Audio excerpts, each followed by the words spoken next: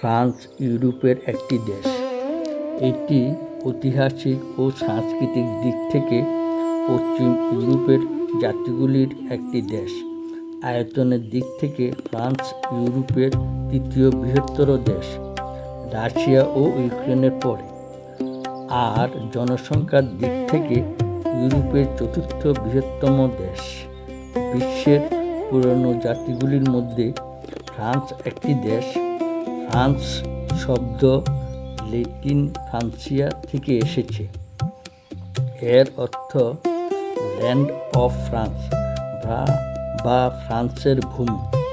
দেশটি নিরাপত্তা পরিষদের স্থায়ী সদস্য। মধ্যযুগের ডিউ ও রাজপুত্রদের একত্রিত হয়ে ফ্রান্স দেশটি গঠিত হয়। বর্তমানে ফ্রান্স পঞ্চম প্রজাতন্ত্র রূপে রয়েছে। 1958 সালে 28 সেপ্টেম্বর এর যাত্রা শুরু হয়। এই দেশটি ইউরোপীয় ইউনিয়নের অন্যতম সদস্য। দেশটি ভিটো প্রদানের ক্ষমতা আছে। ফ্রান্সের আয়তন 6,43,801 বর্গ কিলোমিটার প্রায়। আয়তনের দিক থেকে দেশটি ইউরোপের তৃতীয় বৃহত্তর দেশ এবং বিশ্বের 48তম দেশ। 2016 সালের হিসাব অনুযায়ী দেশটির জনসংখ্যা 69 লাখ, তারও অধিক। ফ্রান্সের সুন্দর ও বৃহত্তর শহর হল প্যারিস। প্যারিস ফ্রান্সের রাজধানী। ফ্রান্সের সরকারি ভাষা ফরাসি।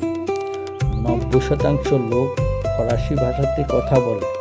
সংবিধান অনুযায়ী এটি ধর্মনিরপেক্ষ দেশ হল ফ্রান্স। 2016 সালের হিসাব অনুযায়ী দেখা গেছে 51% মানুষ খ্রিস্টান ধর্ম পালন করে। ইসলাম ও অন্যান্য জাতীয় মানুষ 9% ধর্ম পালন করে। এছাড়া 40% মানুষ কোনো ধর্ম পালন করে না বা নাস্তিক। ফ্রান্সের বিশ্বের সবচেয়ে পর্যটন আকর্ষণ দেশ। 2015 সালে 8.5 কোটি প্রায় পর্যটক এই দেশে ঘুরতে আসে। এই জন্য ফ্রান্স বিশ্বের নাম্বার 1 পর্যটক দেশ হিসাবে গণিত আছে। বিশ্বের মধ্যে সাহিত্যে সবচেয়ে বেশি নোবেল পুরস্কার পেয়েছে ফ্রান্স। এই পর্যন্ত প্রায় 15টি নোবেল পুরস্কার সাহিত্যের জন্য ওরা পেয়েছে। যে সকল মানুষ দেখতে পায় না তাদের পড়াশোনার নাম হচ্ছে ব্রেন। ফ্রান্সের নাগরিক হুইস ব্রেন তা আবিষ্কারের কারণ। তিনি একটি দুর্ঘটনার কারণে অন্ধ ছিলেন। ডিজিটাল ক্যালকুলেটর প্যারাসুট ফ্রান্সের আবিষ্কারক। ফ্রান্সের আইন অনুযায়ী মৃত মানুষকেও বিয়ে করা যায়। স্ট্যাচু অফ লিবার্টি নিউ ইয়র্কে ভাস্কর্য। এই ভাস্কর্যটি ফ্রান্স আমেরিকাকে উপহার হিসেবে দিয়েছিল। ফ্রান্স ছাড়া আফ্রিকাতে ফ্রান্স ভাষাভাষী মানুষের সংখ্যা বেশি। ইউনাইটেড কিংডমের পরে সবচেয়ে বেশি শাসন করেছেন ফ্রান্স।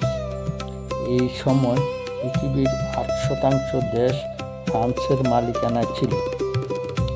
বিশ্বের 58টি দেশ ইউনাইটেড কিংডম থেকে স্বাধীন হওয়ার পর এবং 26টি দেশ ফ্রান্স থেকে স্বাধীন হওয়ার পর তাদের স্বাধীনতা পালন করে।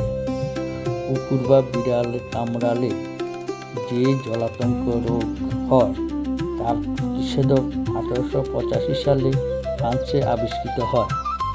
আমরা যে পেন্সিল ব্যবহার করি 1795 সালে এটি ফ্রান্স আবিষ্কার করে। আইফেল টাওয়ারের নাম আমরা অনেকেই শুনেছি। এটি ফ্রান্সের রাজধানী প্যারিসে অবস্থিত। এটি পৃথিবীর বিখ্যাত কাঠামো একটি এবং ফ্রান্সের অন্যতম নিদর্শন। আইফেল টাওয়ারের উচ্চতা 986 ফুট। তাই প্যারিসকে বলা হয় সিটি অফ ফ্রান্স। ফ্রান্সের শিক্ষার মান খুব উন্নত এবং আন্তর্জাতিকভাবে স্বীকৃত। ফ্রান্সের অনেক বিশ্ববিদ্যালয় আছে যা অন্যান্য দেশ থেকে অনেক উন্নত মানের। প্রত্যেক শিক্ষা প্রতিষ্ঠানগুলিতে সাধারণত ফ্রান্স ভাষায় পড়াশোনা করা হয়। অল্প কিছু প্রতিষ্ঠানে ইংরেজি ভাষা পড়াশোনা করা হয়। তাই ফ্রান্স ভাষার উপর ভালো দক্ষতা থাকতে হয়। ফ্রান্সের মানুষের গড় আয়ু ৭৮ বছর প্রায়। আইফেল টাওয়ারের সমস্ত আলো মিডনাইটে জ্বলে ওঠে, তখন শহরটিকে খুব উজ্জ্বল দেখায়। ওই সময় প্রচুর পর্যটক এই দৃশ্য দেখার জন্য সেখানে ভিড় করে। ফ্রান্সের মুদ্রার নাম ইউরো এবং ডায়ালিং কোড হচ্ছে +33। খ্রিস্টপূর্ব প্রথম শতকে রোমানরা ফ্রান্স দখল করে। পরবর্তী ৫০০ বছর ওরা রাজত্ব করে। রোমান শাসনের অবসান ঘটলে পরবর্তীতে ফ্রান্স রাজবংশ শাসন করে। ফ্রান্স রাজবংশের নাম অনুসারে ওই অঞ্চলের নাম রাখা হয় ফ্রান্স এলাকা। ৭৬৮ সালে ফ্রান্সের সিংহাসনে বসেন কার্লোমেন। ব্রিটিশরা কার্লোমেনকে চার্লস বলে ডাকত। ওনার আমলে ফ্রান্সের এলাকা বৃদ্ধি পায় এবং সুবিশাল দক্ষ শাসক হিসেবে পরিচিত ছিলেন। ১৭৯২ সালে ষোড়শ লুই স্বৈরাচারী শাসনে জনগণ বিক্ষুব্ধ হয়ে রাজপ্রাসাদের প্রাচীর ভেঙে ভিতরে ঢুকে ওনার ও স্ত্রীর শিরচ্ছেদ করে। পরবর্তীতে দেশে গণতন্ত্র প্রতিষ্ঠিত হয়। ১৯১৪ সালে জার্মানরা ফ্রান্স দখল করে নেয়। প্রথম বিশ্বযুদ্ধের ফলে মিত্রশক্তির আক্রমণে জার্মানির পরাজয় ঘটলে ফ্রান্স আবার মুক্ত হয়। ১৯৪০ সালে হিটলার বাহিনী ফ্রান্স দখল করে নেয়। ১৯৪৫ সালে দ্বিতীয় বিশ্বযুদ্ধে মিত্রশক্তির আক্রমণে হিটলার বাহিনী ফ্রান্স থেকে পিছু হটলে দেশটি আবার মুক্ত হয়। ওই সময় চার্লস টেইকল প্রেসিডেন্ট হয়ে ধর্মনিরপেক্ষ গণতন্ত্র রাষ্ট্র হিসেবে দেশটি পরিচালনা করেন। ওদের ভাষাকে বলা হয় পৃথিবীর রোমান্টিক ভাষা এবং ফ্রেঞ্চ হলো মাতৃভাষা। ফ্রান্সবাসীদের সমাজ বিজ্ঞানের জনক অগাস্ট মন্টেস্ক্যু রুসো দ্বিতীয় রূপ জন্ম হয়েছে ইউরোপের এই দেশটিতে। মনীষী ভলপিয়ার জন্ম হয়েছে এই দেশটি। ফ্রান্স বিশ্বের নামি দামি চিন্তাবিদদের জন্মস্থল। ফোয়াগ্রা হলো ফ্রান্সের জনপ্রিয় খাবার। এই দেশের খাবার পৃথিবীতে বিখ্যাত। কান চলচ্চিত্র উৎসব হলো ফ্রান্সের জনপ্রিয় উৎসব। এটি হলো খুব মর্যাদাপূর্ণ উৎসব। এখানে সারা বিশ্বের বিখ্যাত সিনেমাগুলি এখানে প্রদর্শিত হয়।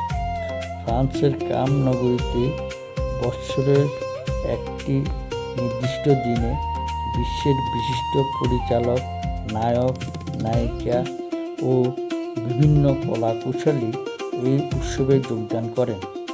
এই উৎসব ঘিরে পুরো শহরে থাকে আনন্দমুখর পরিবেশ। উৎসব হল ফ্রান্সের আরেকটি জনপ্রিয় উৎসব। প্রতি বছর 14 জুলাই এই বাস্তিকটি ধ্বংস হয়েছিল, সেই হিসাবে দিনটি পালন করা হয়। এই দিনটিতে ফ্রান্সের গণতন্ত্র প্রতিষ্ঠিত হয়েছিল এবং সারা দেশে ছুটি থাকে। সেই সময় আইফেল টাওয়ার আতশবাজি দ্বারা উজ্জ্বল আলো ঝলসায় পরিবেশিত হয়। তাছাড়া আর একটি উৎসব হলো নিস কার্নিভাল। এটি ফ্রান্সের নিস শহরে অনুষ্ঠিত হয়। এখানেও আতশবাজি, ফ্রেঞ্চ মিউজিক, বিভিন্ন নাচ গানে পরিপূর্ণ হয় এই উৎসবে। ওই সময় হাজার হাজার ভ্রমণ পিপাসু এই অনুষ্ঠান দেখার জন্য এখানে সমাগম হয়। ফ্রান্সের আর একটি দর্শনীয় স্থান হলো লুভর মিউজিয়াম। এখানে মোনালিসার বিভিন্ন ছবি দেখা যায়। প্রচুর পর্যটক এই মোনালিসায় আসে তার ছবি দেখার জন্য। আর একটি স্থাপত্য হলো নটর ডেম ক্যাথেড্রাল। 800 বছর ধরে ফ্রান্সের সুন্দর উপাসনার ভূষিত। এখানে বাইবেলের উপর বর্ণিত বিভিন্ন শিল্পকলা ভূমি, ফ্রান্সের প্রাকৃতি ও খুব সুন্দর গ্রোভিন্স এমন একটি বিখ্যাত স্থান, যার রূপে মুগ্ধ করেছে বড় বড় শিল্পীদের। দীর্ঘ এলাকা জুড়ে ফসলের মাঠ, তাছাড়া বিচিত্র সব রঙিন ফুল, সাজানো গোছানো বাড়ি, তা যেন মনে হচ্ছে শিল্পীর ক্যানভাস। মোডল্যান্ড আর একটি বৈচিত্র্যময় স্থান, যা সাদা পর্বত দ্বারা ভূষিত। পর্বত ছাড়াও এখানে অনেক সৈকত আছে। তার মধ্যে নটর ডেম সৈকত খুব সুন্দর। এই সি বিচটি 2015 সালে ইউরোপের সবচেয়ে সুন্দর সৈকত হিসাবে নির্বাচিত হয়েছিল। সব মিলিয়ে ফ্রান্স খুব সুন্দর দেশ। শিল্প, অর্থনীতির, প্রকৃতি, পর্বত, সৈকত ইত্যাদি সব দিকে উন্নত। তাই পৃথিবীর বিভিন্ন প্রান্ত থেকে প্রচুর ভ্রমণ পিপাসু ফ্রান্সের এই ঐতিহ্য প্রাকৃতিক দৃশ্য দেখার জন্য এখানে ভিড় করেন।